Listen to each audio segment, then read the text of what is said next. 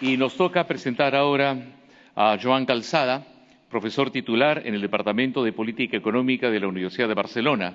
Actualmente es profesor visitante en la Johns Hopkins Carey Business School. Tiene un máster en Economía por el University College of London y un doctorado en Economía por la Universidad de Barcelona. Sus intereses académicos se centran en la liberalización y la regulación de las industrias de red, como las comunicaciones electrónicas, la electricidad y el transporte aéreo. En los últimos años ha elaborado diversos artículos que analizan la formación de los precios de interconexión y de los precios minoristas en el mercado de telecomunicaciones.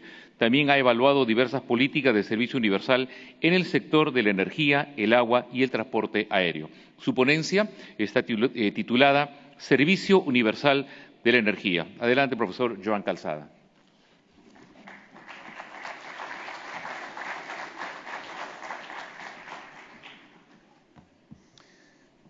Muy bien, muchas gracias, buenos días. Bueno, antes que nada quería agradecer tanto al señor Jesús Tamayo como a Julio Salvador Jácome de Osinermin y a todo el equipo de Osinermin la invitación a participar en este foro. Y bueno, como siempre, muy agradecido y muy honrado de poder compartir esta charla con ustedes. Mi presentación va a analizar un poco el estado del arte en materia de servicio universal en la energía. Entonces, antes de discutir cuáles son las políticas que son más adecuadas para profundizar en la universalización de la energía y sobre todo de la electricidad, es bueno saber cuáles son los beneficios potenciales de la universalización de estos servicios. El primer beneficio de la electrificación es obviamente ofrecer a la gente el acceso a la luz y también acceso a la televisión. Cuando la gente accede por primera vez al servicio eléctrico, estos son los servicios que suelen utilizar, y muchas veces el tipo de acceso al cual acceden la gente tampoco les permite utilizar otros servicios aparte de estos. Un servicio que podría utilizarse cuando la gente accede a la electricidad sería, por ejemplo, la utilización de cocinas eléctricas. Lo que pasa es que lo que se observa en la literatura es que los precios de la electricidad a veces sean demasiado elevados como para incentivar a la gente a utilizar este tipo de cocinas mejoradas, cocinas eléctricas. Otro beneficio de la electrificación, que muchas veces al cual tampoco se le presta mucha atención, es la posibilidad que da a las personas de relacionarse socialmente, ¿no? El hecho de poder utilizar la electricidad durante la noche permite a la gente encontrar espacios para comunicarse, para transmitir información, para transmitir conocimientos, que en comunidades donde no hay acceso a la electricidad no se puede producir esto, o se produce de una forma mucho más difícil. La literatura económica y la literatura en desarrollo también ha identificado que uno de los potenciales beneficios de la electrificación es la mejora en la eficiencia de los mercados. La electrificación facilita la difusión de las comunicaciones, de las telecomunicaciones, y esto permite crear mercados donde antes no existían y mejorar el funcionamiento de los mercados. Esto es muy relevante, por ejemplo, en el caso de los mercados agrícolas. Otros de los potenciales beneficios de la electrificación es las mejoras en la educación. Hay diversos estudios que han mostrado que aquellas comunidades que acceden a la electrificación permiten que los niños dediquen más horas al estudio, y de hecho el acceso a la electricidad permite que los niños dediquen más horas al estudio por las noches que otro tipo de energías, como por ejemplo la utilización del queroseno. También se ha observado que la electrificación mejora la escolarización, hace que los niños asistan más al colegio. básicamente lo que ocurre es que los niños pues quedan liberados de muchas tareas domésticas, de ir a buscar leña para cocinar, de ir a buscar agua. Entonces esto permite que puedan acceder más a la escuela. Y esto es una cosa que sobre todo afecta a la escolarización de las mujeres. Los estudios que tenemos sobre esto, muchos de ellos son para Asia, entonces demuestran que el aumento de la escolarización de las niñas puede aumentar entre un 6 y un 7% en algunos países. También la electrificación posibilita que las comunidades rurales puedan retener más o pueden retener a sus maestros en las escuelas, que los maestros pues, se sientan pues, más cómodos en el medio rural, y también permite acceder a mejores contenidos, mejores materiales para la escolarización. Los efectos, también se han observado efectos importantes de la electrificación en la salud. Un canal a través del cual se produce esta mejora es a través del bombeo del agua. La electrificación pues, permite crear pozos, bombear el agua. Entonces esto permite acceder a agua de una mayor calidad de la que se podía conseguir pues, tal vez pues, yendo a otras fuentes para obtener el agua, y esto reduce la incidencia de las enfermedades relacionadas con el agua. Otro canal sería la utilización de cocinas eléctricas. La utilización de cocinas de leña en medios rurales y no rurales pues tiene un efecto muy importante en la contaminación en el interior de la vivienda, y esto pues genera, como ustedes ya saben, pues multitud de enfermedades respiratorias, problemas respiratorios en la población. Entonces hay toda una serie de estudios recientes que demuestran que con la utilización de energías modernas, de energías como el gas o la electricidad, pues permite reducir en parte estos problemas respiratorios.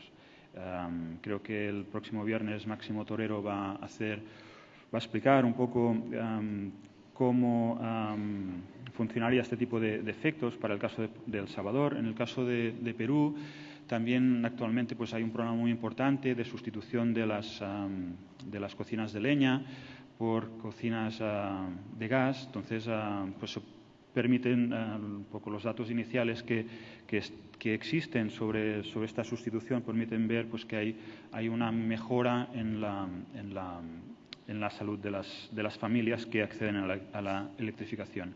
Luego hay otro efecto que tal vez es menos conocido, pero también es muy importante, y es que la utilización de cocinas eléctricas para cocinar tiene otro efecto, que es que permite a las familias hervir agua de una forma mucho más rápida y mucho más eficiente, ¿no? Entonces también esto es otro canal a través del cual el hecho de poder hervir el agua y tener un agua más saneada, esto permite también pues, reducir la incidencia de enfermedades relacionadas con el agua. Entonces habría diferentes canales a través de los cuales la electrificación pues, mejora la salud de la población. Todos estos estudios que les estoy comentando son estudios relativamente recientes. La literatura que analiza todos estos efectos pues debe tener unos 10 años, no mucho más, y muchas de las evidencias que existen son para países de Asia. Muchos estudios se han realizado sobre la India, sobre Vietnam. Hay muy poca literatura todavía para países de América Latina, pero lo que es razonable es pensar que todos estos efectos que se conocen para otros países pues también son aplicables para el caso de América Latina. Otro de los canales a través del cual la electrificación mejora a las familias es haciendo que aumente la renta disponible para las familias. Hay estudios que demuestran que a través de la electrificación las familias pueden aumentar sus ingresos, pueden comprar una mayor cantidad de comida y por tanto pues, se produce una reducción en la pobreza. Otro aspecto que se ha analizado es el efecto de la electrificación en el aumento de la productividad del trabajo. Hay estudios que han encontrado que aquellos países o aquellas regiones donde se ha producido la electrificación han conseguido mejoras en la productividad del trabajo. Y esto son mejoras que se producen para la población que ya está en esta región, porque una cosa que se podría pensar es que aquellas regiones o aquellas localidades que se electrifican atraen a gente cualificada y, por tanto, pues puede aumentar la productividad del trabajo. Entonces, estos estudios lo que hacen es demostrar que controlando por esta situación, incluso sin este tipo de efecto llegada de gente más cualificada, se produce también un aumento de la productividad en el trabajo. Y otro aspecto que también es muy importante es que la electrificación o el acceso a la energía también mejora el acceso de las mujeres al trabajo,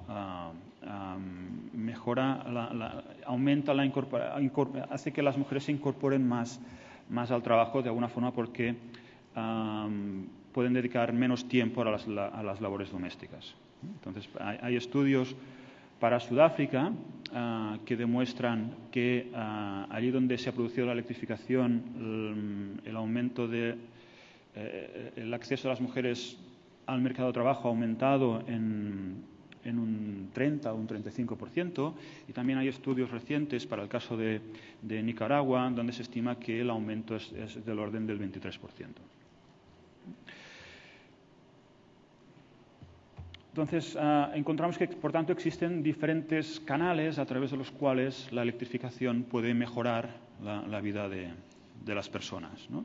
La electricidad se puede utilizar para diferentes aplicaciones, y todas estas aplicaciones acaban repercutiendo acaban mejorando la calidad de vida de las personas. Entonces, estos son los beneficios de la electrificación. Entonces, teniendo esto en cuenta, ¿cuáles han sido las políticas que se han desarrollado en América Latina para aumentar la electrificación? Partimos de una situación en los años 80 en la que la mayoría de los países en América Latina tenían unos sistemas eléctricos integrados, y la electricidad se proveía a través de empresas públicas, generalmente en régimen de monopolio. Y en los años 90 se produce, como todos ustedes ya saben, una reforma en el mercado. Hacia mediados de los años 90, depende del país, se produce una reforma del mercado con políticas de liberalización y de privatización. Inicialmente, muchas de estas políticas no tenían como principal objetivo aumentar la eficiencia del sector y también atraer inversiones, ¿no? Y las primeras políticas no se ocuparon tanto de mejorar el acceso a la electricidad en las comunidades rurales. Entonces, ¿cuáles fueron los principales factores de esta reforma del sector eléctrico en América Latina? El factor fue seguramente la reducción del crecimiento a nivel mundial. En los años 90 se produce una reducción del crecimiento en el mundo. Esto afecta a los países de América Latina, y esto hace que en América Latina se produzcan déficits fiscales y existan menos recursos para dedicarlos al sector energético. Paralelamente, se estaba produciendo ya un aumento importante de la demanda interna de electricidad, y también existían una gran cantidad de personas que estaban insatisfechas con el servicio que recibían.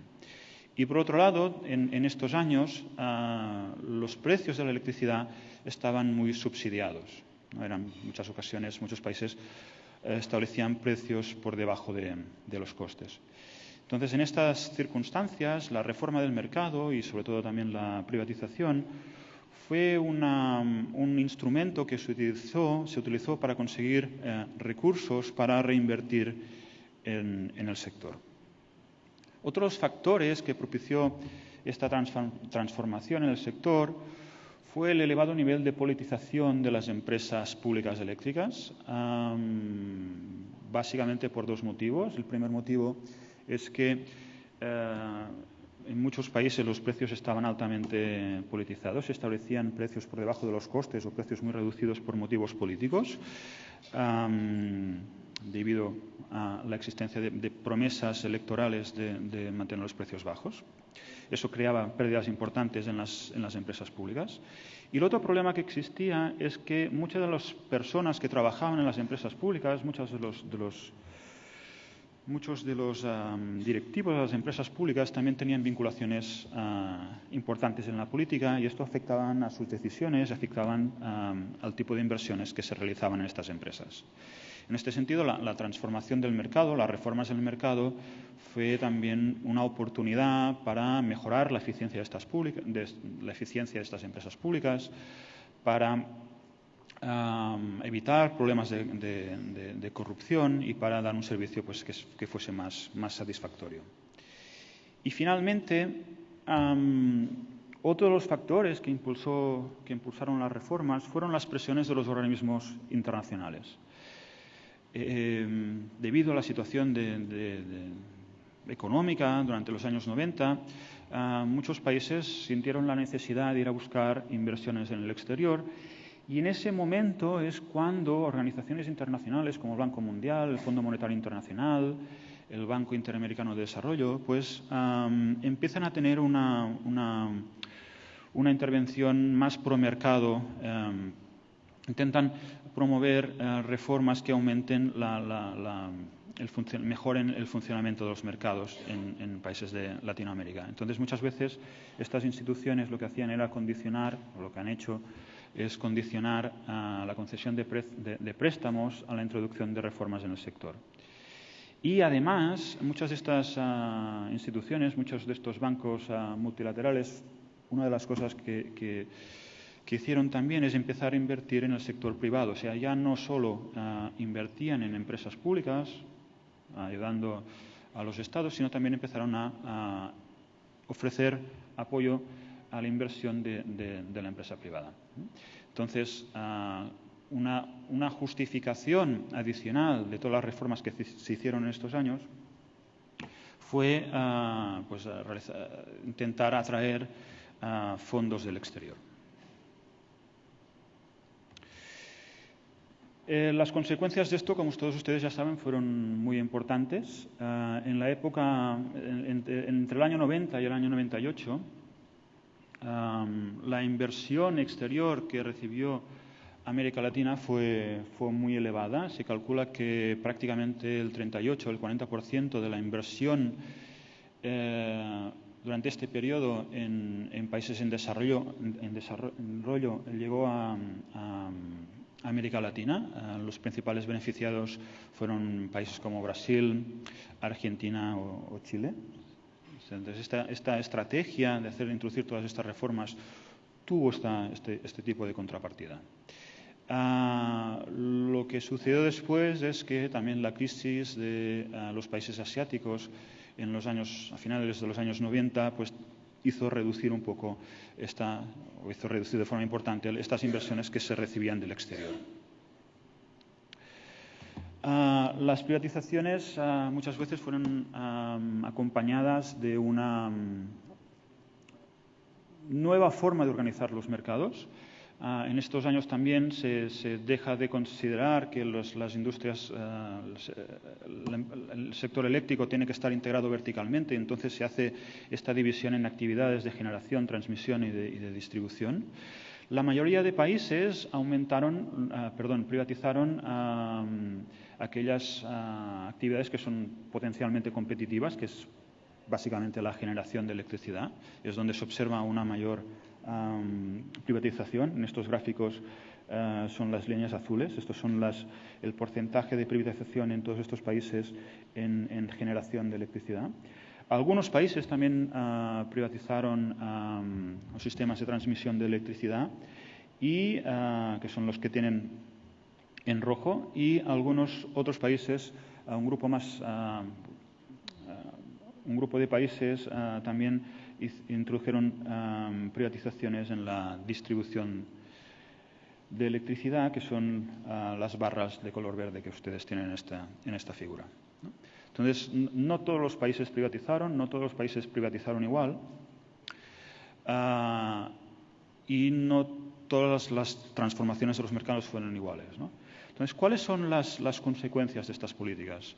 Hay un artículo reciente de Balza, Jiménez y Mercado que intentan analizar cuáles son las consecuencias, los efectos de este proceso de privatizaciones. Entonces encuentran evidencias de que estas privatizaciones consiguieron mejoras importantes. ¿Cómo se analizan los efectos de estas privatizaciones? Pues analizando qué sucedía antes y después, inmediatamente después de la privatización, comparando diferentes indicadores de resultados antes y después de la privatización. Entonces observa que después de la privatización pues se producen reducciones de precios, se producen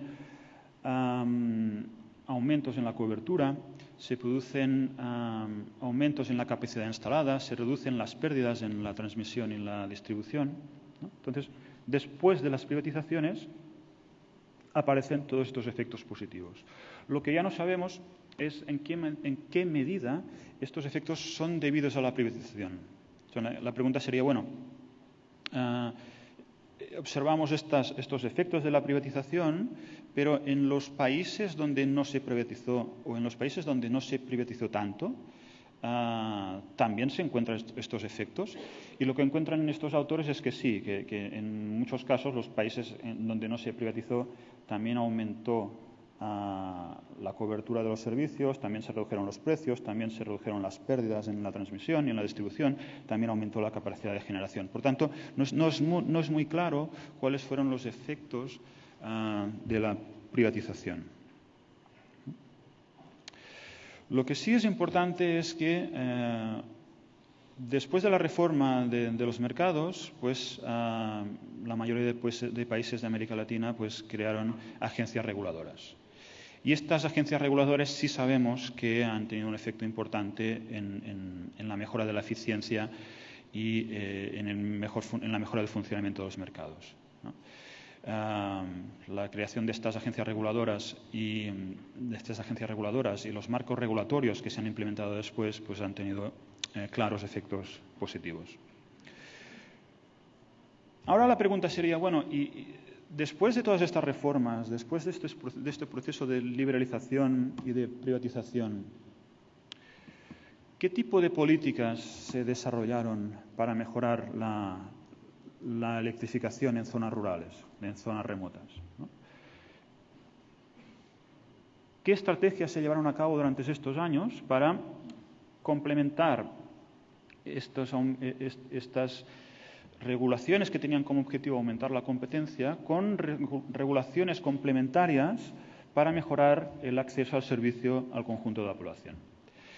Entonces lo que vemos es que el diseño de políticas de electrificación ha sido mucho más tortuoso, ha sido mucho más complicado, ha sido mucho más difícil implementar políticas en zonas rurales, en zonas remotas, para mejorar la electrificación. Y lo que se ha hecho, pues las mejoras que se han ido introduciendo gracias al cambio tecnológico, a la introducción de nuevas tecnologías que permiten ser más eficiente a la hora de llegar a estas zonas, y también a través de un proceso de aprendizaje.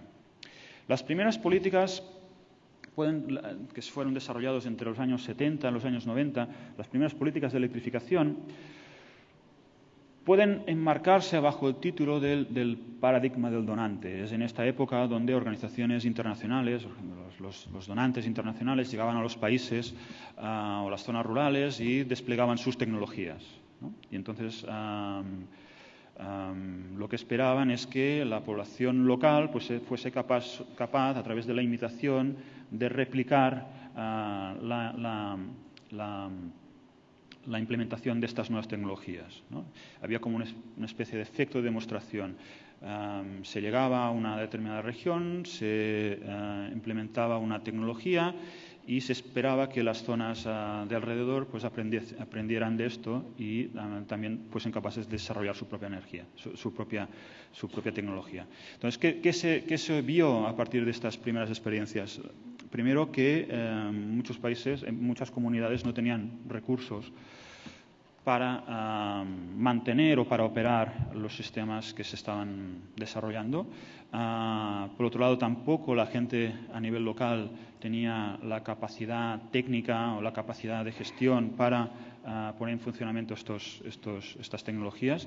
Y por otro lado, muchos de estos proyectos se hacían a espaldas o se hacían sin tener en cuenta la opinión de las comunidades rurales, ¿no? Entonces, muchas veces los proyectos fracasaban simplemente porque no se hacían en las ubicaciones adecuadas o porque no se tenía en cuenta cómo capacitar a la gente para luego operar estos servicios, ¿no? No se involucraba de forma suficiente a la población local.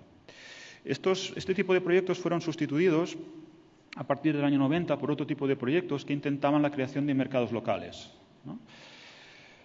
Esto fue el avance de estas políticas se produjo a partir del año 92 de la Cumbre de la Tierra de Río. Y entonces los organismos internacionales pues vieron la necesidad de crear mercados para las energías renovables a nivel local, ¿no? Entonces, se buscaban mecanismos para que comerciantes locales pusieran a disposición a nuevas tecnologías.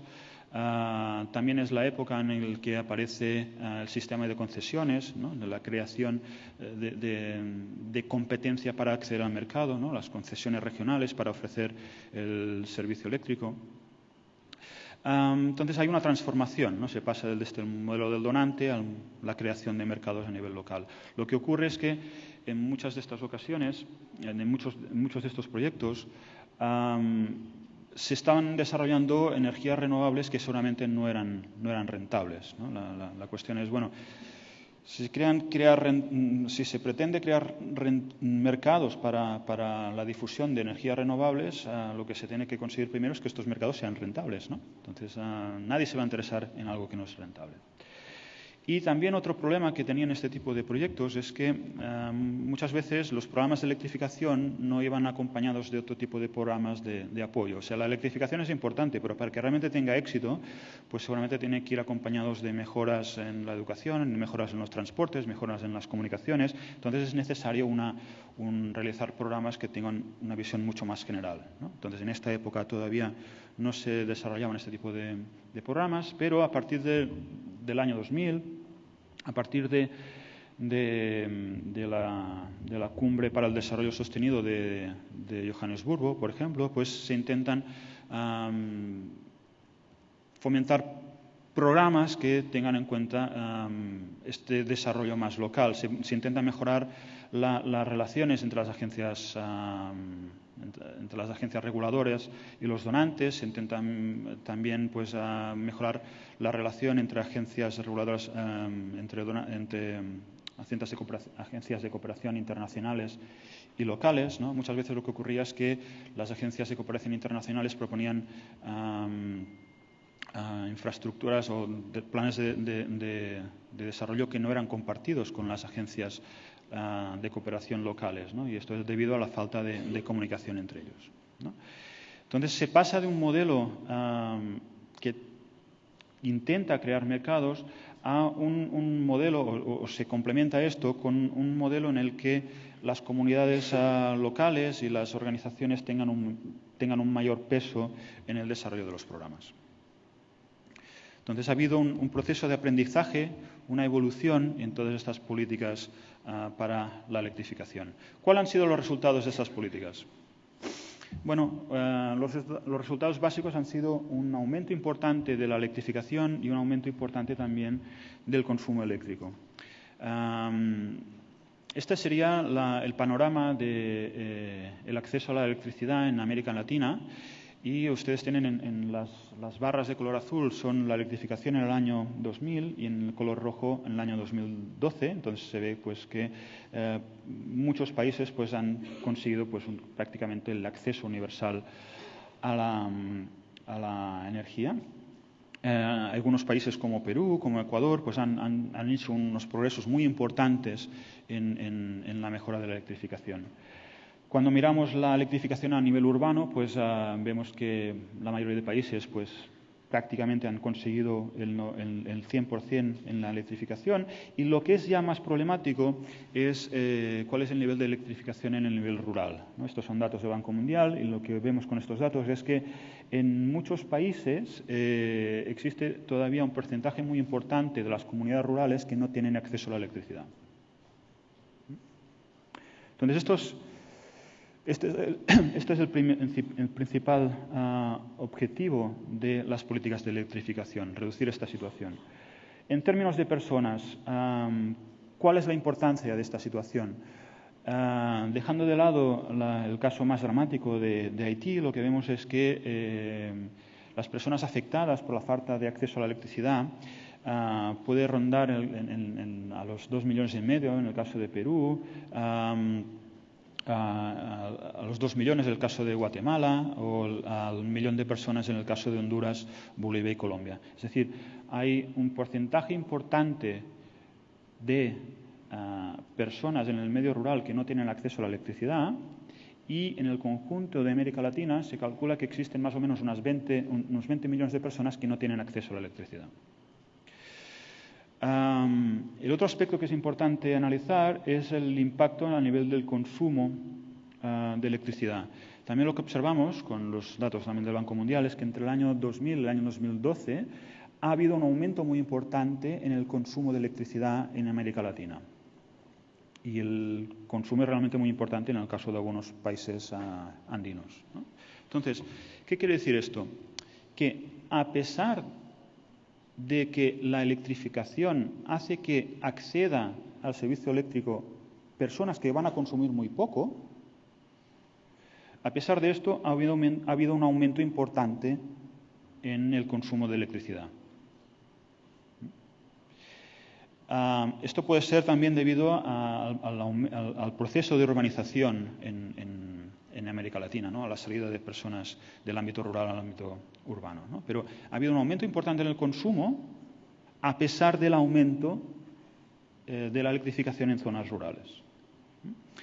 Y una parte de este crecimiento es debido también al aumento del consumo para uso industrial. Con todo, todavía existen muchas personas que únicamente utilizan la electricidad para la luz y para la televisión y para muy poco más. Por ejemplo, si miramos un servicio tan importante como es la utilización de cocinas de leña, vemos que en América Latina el porcentaje de personas que todavía utilizan cocinas de leña, que por tanto crean problemas respiratorios, problemas en la salud y mortalidad infantil, es muy importante. Y si miramos estos mismos datos en términos de millones de personas, vemos que en América Latina existen muchos millones de personas que todavía utilizan cocinas de leña en sus casas para cocinar. Son personas que tienen acceso a la electricidad, pero para usos muy básicos. Entonces, se ha conseguido el reto de electrificar. Ahora se trata de que estas personas puedan consumir más electricidad y puedan utilizar electrodomésticos como neveras, como microondas, como aire acondicionado. Este es el reto del futuro. O sea, electrificar era el primer paso. El siguiente paso es que la gente utilice la energía, la electricidad, para mejorar sus condiciones de vida. En mi opinión, este es el gran reto, ¿no? ¿Cuáles son, según la literatura, los principales factores para mejorar la electrificación, ¿no? Visto los desarrollos en todos estos años? ¿Qué factores son importantes para hacer que la gente acceda a la electricidad y consuma más electricidad? Un aspecto muy importante sería el desarrollo económico. O sea, cuando más desarrollo económico, más acceso a la electricidad y más consumo de electricidad, ¿no? Entonces, el gran reto es salir de la pobreza, aumentar el crecimiento. Hay en particular un estudio que es muy interesante de Catherine Wolfram y otros autores, publicado en el Journal of Economic Perspective, que lo que dice es que factores como la corrupción en el país, factores como las inversiones, factores como el sistema democrático en el país no son tan importantes para aumentar la electrificación. Lo que realmente es importante es la capacidad del país el crecimiento que es necesario en el país para salir de la pobreza. ¿Cuáles son los ingresos?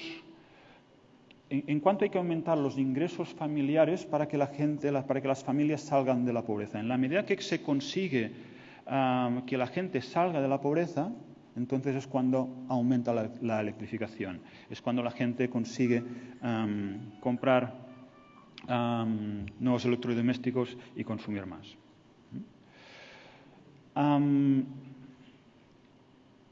Otro aspecto muy importante para la electrificación es la acción colectiva, ¿no?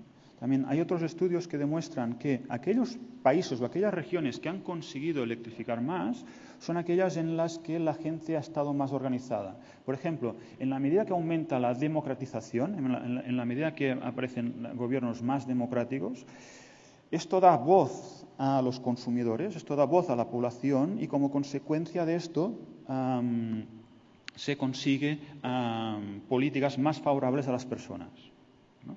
Entonces, la democratización, la mejor gobernanza de los países, la utilización de sistemas políticos más democráticos también es positivo para la electrificación. Finalmente, otro aspecto importante a considerar es quiénes se benefician de la electrificación. ¿Quiénes se benefician del acceso al servicio eléctrico? Hay estudios que demuestran que, en general, en países en desarrollo, los que más se benefician del acceso a la electricidad son la gente de más recursos. Son la gente de más recursos porque son los que tienen capacidad de utilizar electrodomésticos, como por ejemplo neveras o como por ejemplo aires acondicionados. Entonces, los que más se benefician son gente con más recursos.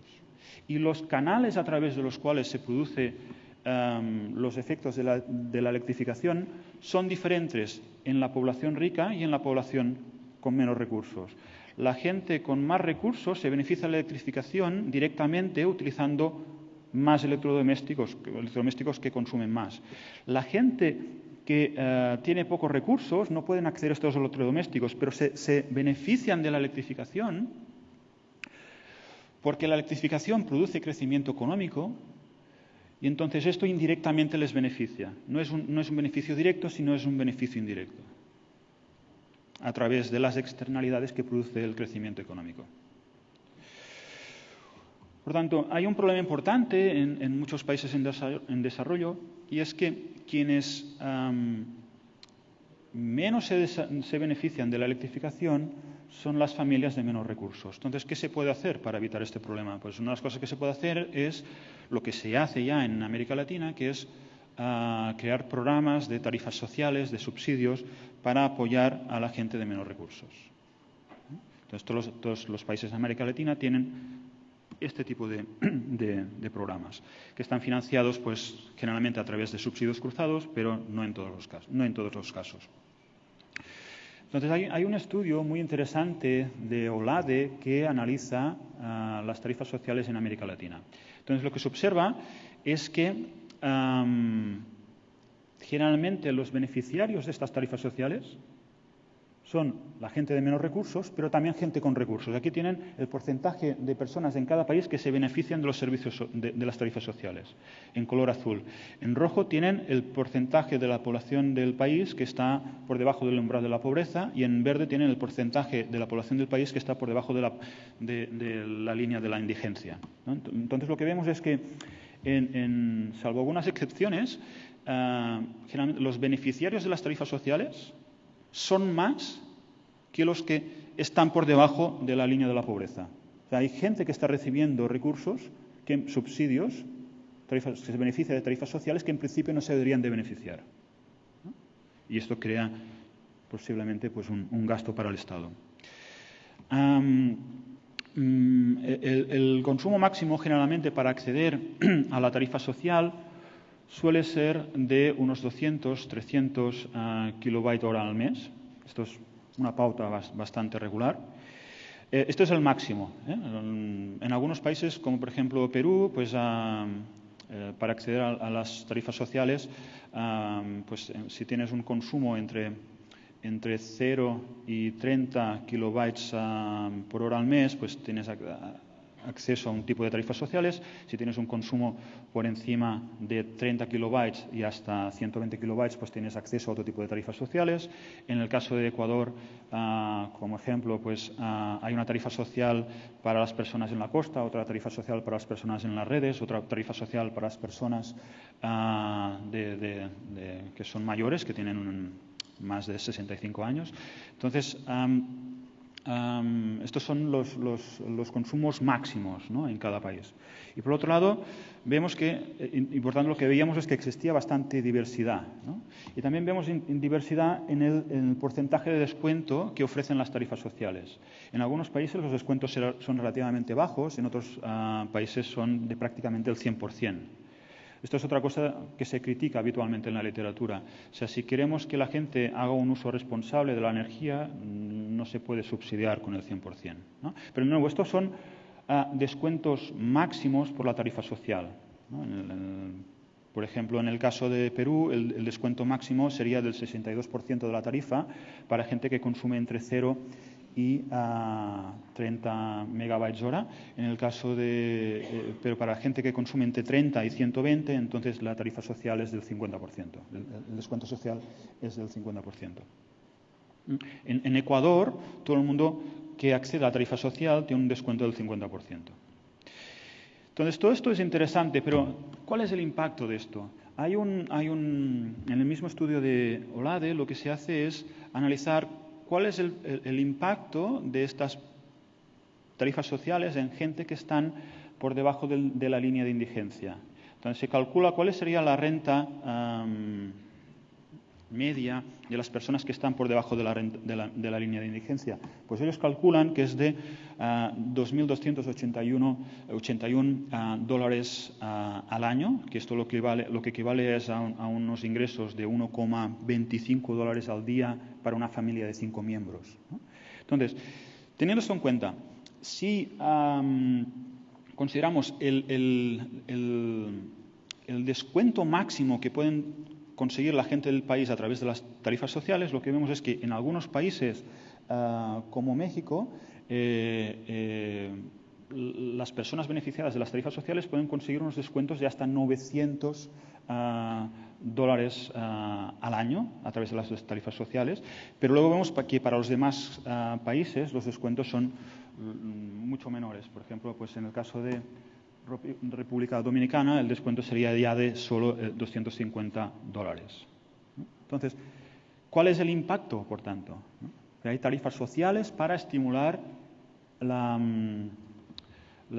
utilización, el consumo de la energía, pero ¿qué impacto tiene finalmente esto en la renta disponible de las familias? Puede ser un impacto muy alto en el caso de México, pero muy reducido en otros países, ¿no? Evidentemente, esto depende también de los ingresos del país. Finalmente, un último apunte. ¿Cuáles son los problemas que generan las tarifas sociales? Bueno, se han descrito en la literatura dos tipos de problemas. El primero es que las tarifas sociales en muchas ocasiones no son progresivas. Las tarifas sociales muchas veces acaban beneficiando más a gente que tiene más recursos, ¿no? Que es justamente lo que no queremos. Debido al diseño de estas tarifas, se beneficia más de esto la gente que tiene recursos, porque son los que pueden acceder a la electricidad y utilizar electrodomésticos. Otro problema es que las tarifas sociales pueden generar problemas de inversión en las empresas eléctricas. Hay un estudio muy reciente publicado en el American Economic Review de McRae, que lo que dice, que analiza el caso de Colombia. Y lo que dicen es, ¿por qué, si existen las tarifas sociales que tienen que fomentar el consumo de electricidad, por qué todavía observamos que hay tantas empresas eléctricas que no tienen sus redes modernizadas, que ofrecen un mal servicio. Las tarifas sociales deberían aumentar el consumo. Esto tendría que hacer que personas que no tienen recursos puedan acceder al servicio y, por tanto, las empresas deberían estar contentas de esta situación y deberían invertir más en sus redes y mejorar la calidad del servicio que ofrecen. ¿Por qué no pasa? Bueno, la explicación que da este investigador es que esto no pasa porque muchas veces los subsidios, o sea, en muchas comunidades urbanas y periurbanas la gente simplemente no paga los servicios. Entonces, lo que sucede en el caso de Colombia es que las empresas reciben subsidios del Estado por estos impagos, ¿no? Entonces, lo que explica es que los subsidios que reciben las empresas del Estado por el hecho de tener tantas personas que no pagan por el servicio hacen que para las empresas sea más beneficioso continuar teniendo una red en mal estado que modernizar su red, crear contadores, aumentar los precios para estas personas que no pagan y cobrar las tarifas. Es mucho más beneficioso, según el diseño de tarifas colombiano que este investigador analiza, mantener unas redes en mal estado a invertir en mejorar la red y establecer contadores para cobrar todo el precio del servicio. Entonces, cuidado cuando se diseñan las tarifas sociales porque pueden ocurrir este tipo de efectos adversos. Me he pasado ampliamente del tema y pido disculpas a los organizadores. Voy a concluir. Normalmente cuando se concluye, pues se intenta mostrar qué es lo más importante de lo que uno ha presentado. Yo pienso que lo más importante de lo que yo he analizado en los últimos años y lo que he presentado es el hecho de que en América Latina se ha avanzado mucho en el proceso de electrificación. Queda todavía mucho para hacer en las zonas rurales, pero va a ser muy difícil llegar a todas las comunidades rurales. Va a ser muy costoso. Pero se ha hecho mucho en este camino. Lo que queda ahora es, como objetivo, hacer que la gente utilice la electricidad para mejorar sus condiciones de vida. Y eso es el gran reto, ¿no? Y para hacer eso, pues hay que rediseñar posiblemente tarifas sociales. Y una vez se consiga eso, el gran reto será cómo producir la electricidad que se va a dar a las personas que empiecen a consumir de una forma más importante. O sea, la forma de aumentar el consumo eléctrico es a través del crecimiento económico, es a través del desarrollo. Cuando esto se consiga, cuando haya un porcentaje más importante de gente que salga de la pobreza en América Latina, estas personas van a empezar a consumir mucho más electricidad, van a comprar neveras, van a comprar microondas, ¿no? Esto debe de aumentar el consumo. Entonces, ¿cómo se produce la energía para abastecer a estas personas? ¿A través de qué tecnologías, ¿no? Y entonces aquí es cuando entra este triple reto, ¿no?, que ha sido ya identificado por muchos, el triple reto entre la electrificación, la utilización de energías sostenibles y la seguridad energética, ¿no? Hay que aumentar el consumo, pero esto va a crear emisiones que hay que controlar. Muchas gracias y ya con esto acabo mi presentación. Para las respuestas, hay unas cuantas preguntas. Muchas gracias, profesor Calzada. Sí, la tarjeta roja la tenía. Tenemos algunas preguntas. Vamos a pasar ya a la pausa café. Rápidamente las hemos agrupado en 3 puntos de la exposición. Una primera pregunta, profesor Calzada, es ¿cómo evitar free riders de las tarifas sociales en aquellos casos en que los costos para separar a estos free riders son demasiado altos, muy elevados? Sí, bueno, las tarifas sociales se pueden dividir en 2 grupos, lo que son las tarifas sociales indirectas, que son cuando se establece un umbral de consumo. Por ejemplo, pues a todas las personas que consuman menos de 120 kilobytes hora mes, pues pueden acceder a la tarifa social. Esto es una tarifa social indirecta. Otra forma de diseñar las tarifas sociales es establecer tarifas sociales directas, en la cual la persona beneficiada tiene un nombre y un apellido. Y para ello, pues en muchos países se crean censos de personas que pueden beneficiarse de las tarifas sociales. Por ejemplo, en el caso de Perú, para el programa FISE, que permite acceder a cocinas eléctricas, pues existe un censo de personas que cumplen dos requisitos: tener un bajo consumo energético y tener un bajo nivel de renta, ¿no? Entonces, las personas que están en este censo son las que se pueden beneficiar de estos subsidios, ¿no? Entonces, de esta forma, pues se evita que gente con recursos puedan acceder a las tarifas sociales. Bien. ¿Qué se espera en el futuro para cubrir el servicio universal? Y si este servicio universal de energía en Europa, por ejemplo, podría aplicarse como modelo a América Latina. Bueno, como he dicho, en el caso de América Latina, la electrificación se ha completado en una gran parte. Y donde no se ha completado es muy difícil de hacerlo, ¿no? Ayer, viniendo hacia aquí en el avión, pues sobrevolando las cordilleras de los Andes, pues te das cuenta de la magnitud del problema. O sea, son en esas hermosas montañas, ¿no?,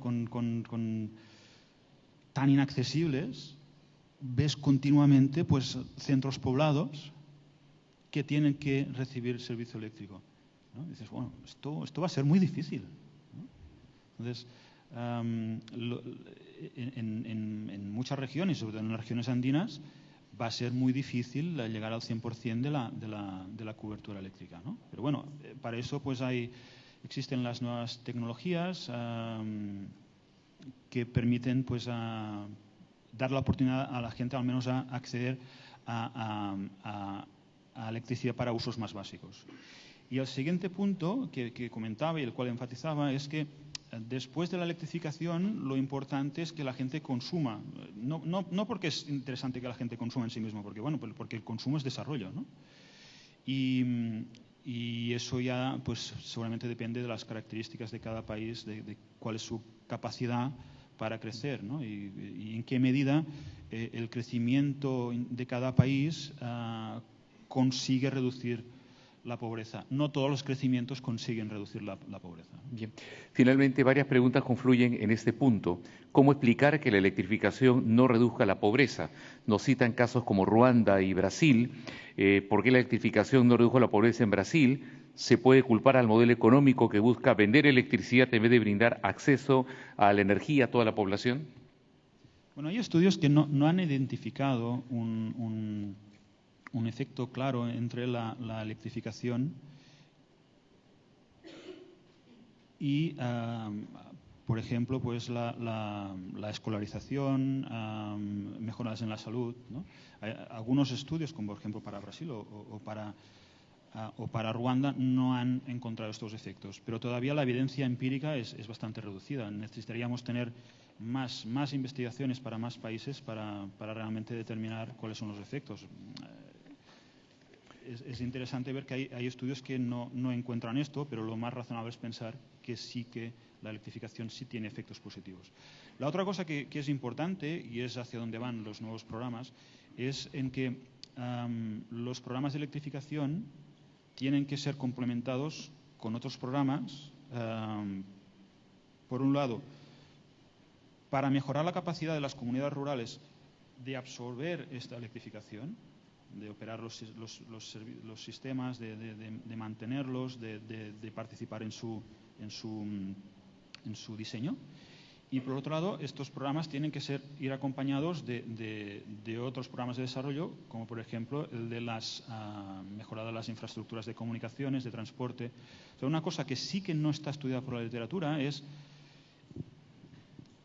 cuál es la combinación de infraestructuras que son necesarias para el desarrollo. O sea, sabemos qué pasa, o hay estudios recientes que analizan qué pasa cuando electrificamos una población. ¿Qué pasa cuando electrificamos una población? Sabemos qué pasa en términos de enfermedades relacionadas con el agua cuando llevamos agua a una población, ¿no? Pero lo que sería interesante es ver qué combinaciones de políticas son necesarias para ser más efectivos, ¿no? Solamente con solo programas para un sector no es suficiente. Muchas gracias, profesor Calzada. Vamos a darle un aplauso por su ponencia.